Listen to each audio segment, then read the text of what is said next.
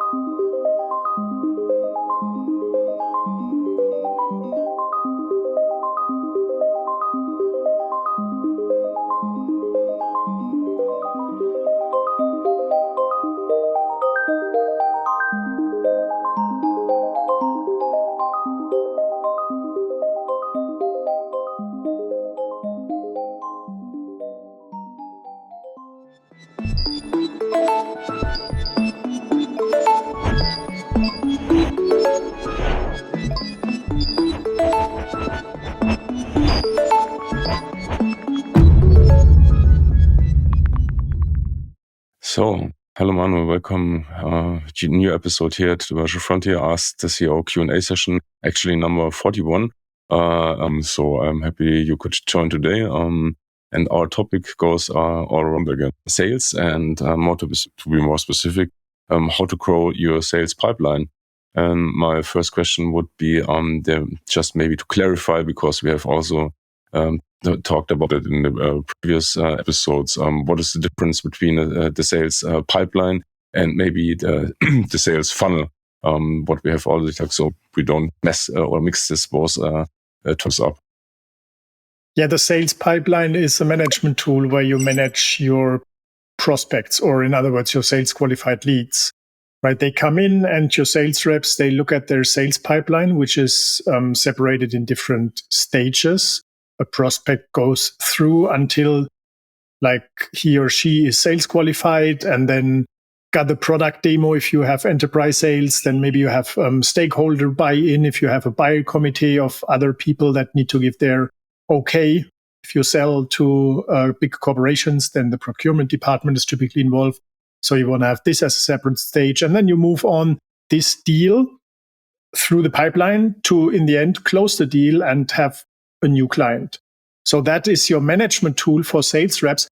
Basically in the same way, like when developers move their tasks through a Kanban board, where they track their status, ensure that like the code they've created is deployed to the stage environment, was tested by QA.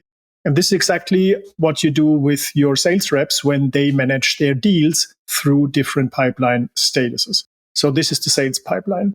And the sales funnel is basically a sequence of content that is used to walk or lead your potential client through a process so that they request your service, right? It's basically for demand generation that starts from your ad, and then for nurturing, building trust and authority, make them really excited about your offers, and then make them request your offer, and then they land in as a deal in your sales pipeline. This is how they play together. Your funnel, your sales funnel feeds your sales pipeline with deals, and then your sales rep take over in the sales pipeline to convert these deals into paying clients. Gotcha. So, what is why is it so essential to have those this one side in the pipeline and also the sales funnel like really clearly defined? Or maybe another question: what could be the outlook if you haven't really clearly defined those both in your sales process?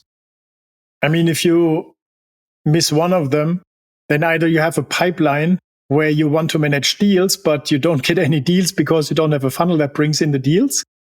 Or if you have a deal funnel, a funnel, a marketing funnel or sales funnel, but no pipeline, then you get in new requests, but no one takes them and they are not properly managed. So in other words, you have people that are interested in your service, but no one converts them into paying clients. So that's why you need them both, and that's how they play together.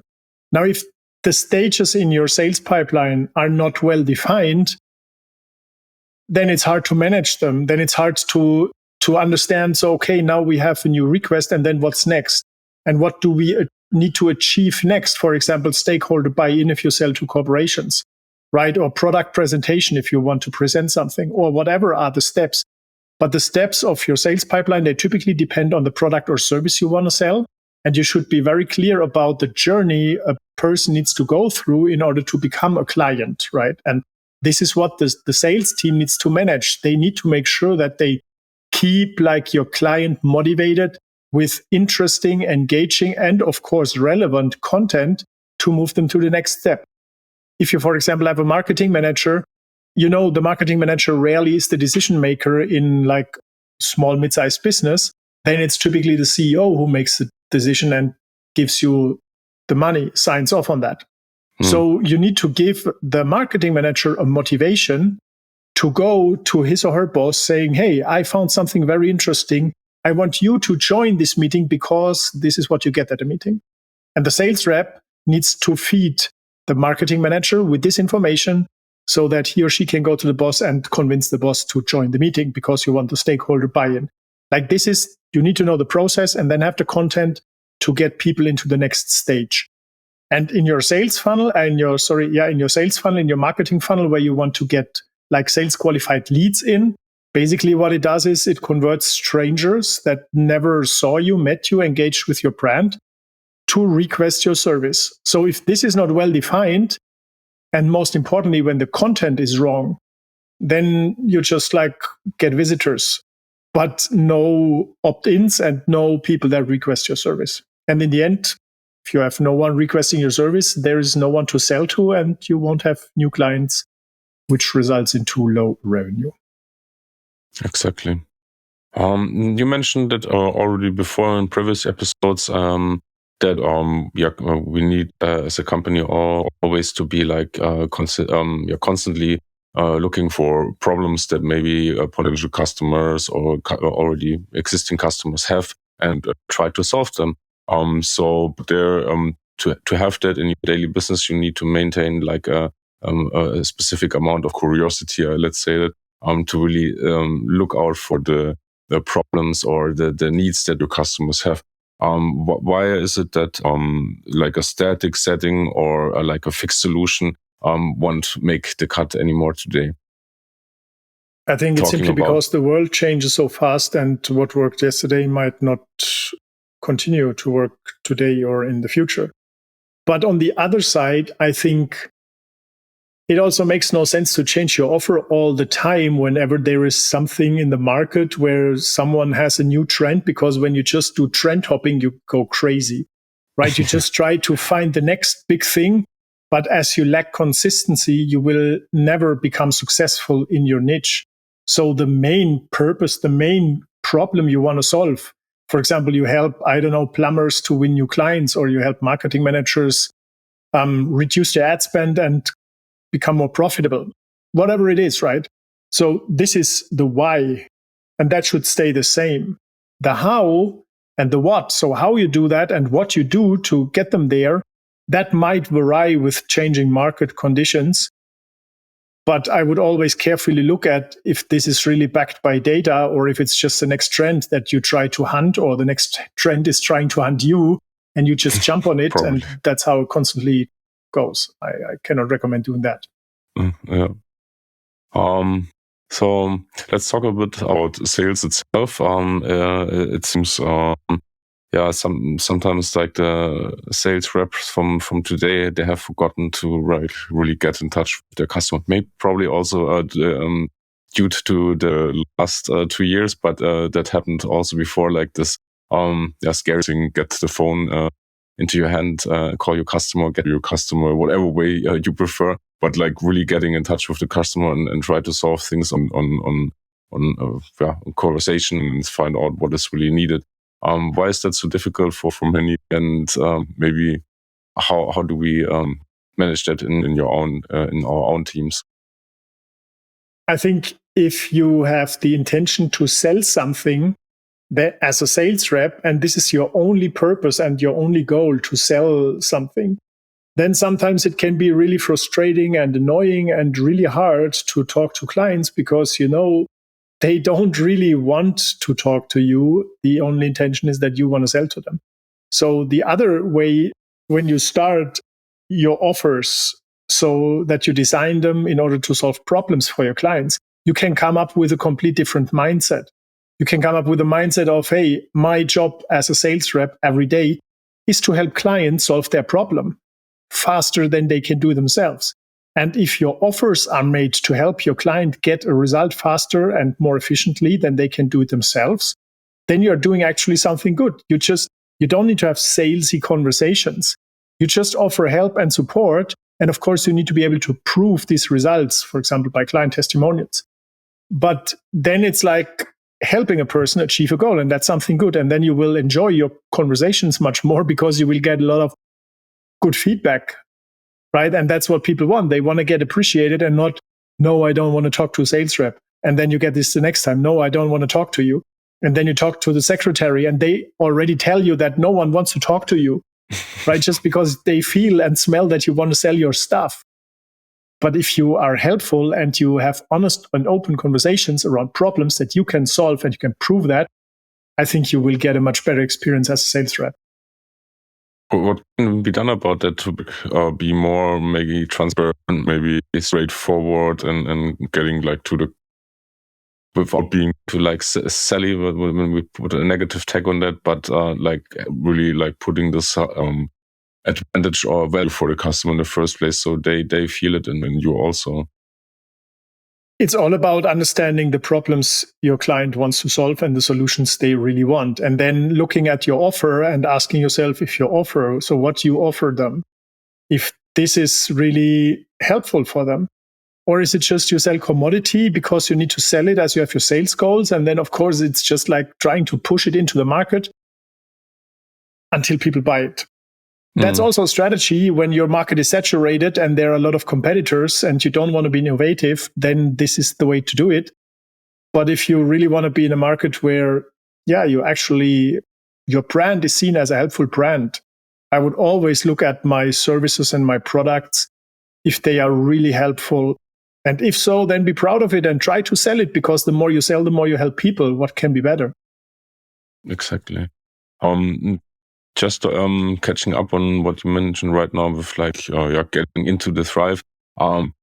It happens a lot of times that you try in market something new. You have a new idea, you have a new concept. Maybe you want to start a new campaign, whatever it is, and it doesn't just play out as you have expected. Why is it so important in the market right now? Even not like making just this one jab, so like keep jabbing, and then maybe there's some hook that you can place. But where we can find it motivation or like keeping up with this innovative process, and not just making one try and then resignate or being like really frustrated that you haven't gotten the results that you expected in the first place. So I think that's typically what happens when you start to push a new offer, service, or product into the market. And after you tried, 10, maybe even 100 potential clients, and you talk to them and they all said no. And then either you say, this market doesn't work, this product doesn't work, LinkedIn doesn't work, cold outreach doesn't work. But in the end, this is all wrong, because if you always say this general thing doesn't work, then you end up not trying to improve it. And when you always say that one thing in general doesn't work, you end up having everything not working for you. And then you are out of options. And that's really frustrating. So the better approach is to say, okay, so far it didn't work, but let me see why it didn't work. Which one thing didn't work in the entire conversion chain? That's why having a funnel that shows you conversion rates from step to step is so critical. We just came from a meeting where we analyzed all our funnel KPIs, so you should still know that. And then we look at, okay, conversion rate is below 20%, so we only need to improve that. And this is why it currently doesn't work. But we don't say the entire funnel doesn't work, because then we give up. And the more it's like chasing one trend after another. The faster you say this doesn't work and you try something else, you throw all your learnings away and you will never come into a mode of constant improvement. And if you lack this persistency, you cannot win. You cannot build a successful sales process company. You cannot become a sports champion. Nothing works if you don't have the repetition and the persistence to follow your goal over a long period of time and constantly improve. So that's nothing else than what you need to do in the sales part. Yeah. Thank you very much for this input. One other part that is also often not spent the right amount of attention is like getting like lost in processes. I was just like in the preparation also thinking about like having a sales team and everyone is like doing his own style of prospecting and his own thing with getting in touch with customers. So how I can help like teams like to getting like more structured on one side, and like really having like getting processes like probably automated or like half automated, so things are getting more easy, and you can focus on the things that are mattering, closing deals. Yeah, and even more important, helping your clients. And the result is a new deal that closed. And I think that structures, I mean, they are awesome. They free up a lot of your time if you can automate them. They support people to focus on what really matters and make their job easier and more successful. Because when you come into a proven leadership system that outlines the steps you need to follow in order to be successful, then it's easier to be successful. And most importantly, if you have a team and everyone follows a similar process or structure, I'm not saying that they all need to do the same things in the same way. I'm just saying that they need to like achieve the same milestones, for example, or process the same sales funnel using the same sales pipeline. Then they can help each other, right? They can help each other much better because they are all trained on this way of doing things. Now, it is just a problem when you have structures, but no one understands the value of the structures. Then it's just meaningless and it limits your freedom and your results. Then if people just switch off their brain and follow the structures without knowing why it's important, it has no value. Yeah, exactly. So this would be already my last question, have been my last question for today. If you want to get deeper into this topic, just read the whole blog we have prepped for you guys. And Manu, do you have any closing words or remarks that you would like to add? Yeah, we had also a podcast on productized service offers, because if you are a service provider and you currently find it hard to sell your services because competition gets bigger every year, you might want to consider productizing your offers, which doesn't mean you sell products.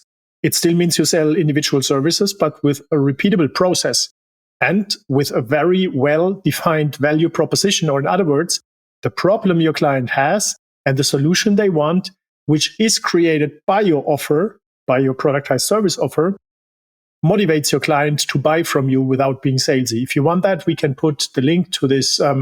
We've created a free training for that. We've put that into the show notes so you can start for free and understand how that goes. Yeah, that would be also my idea and feedback. Get and sign up for the free class and then get into this topic on a deeper level. Great. Manu, I would say then let's wrap it up for this week and see you in next week's Q&A. Cool. Thank you. See you next week. Cheers. Bye-bye. Bye-bye.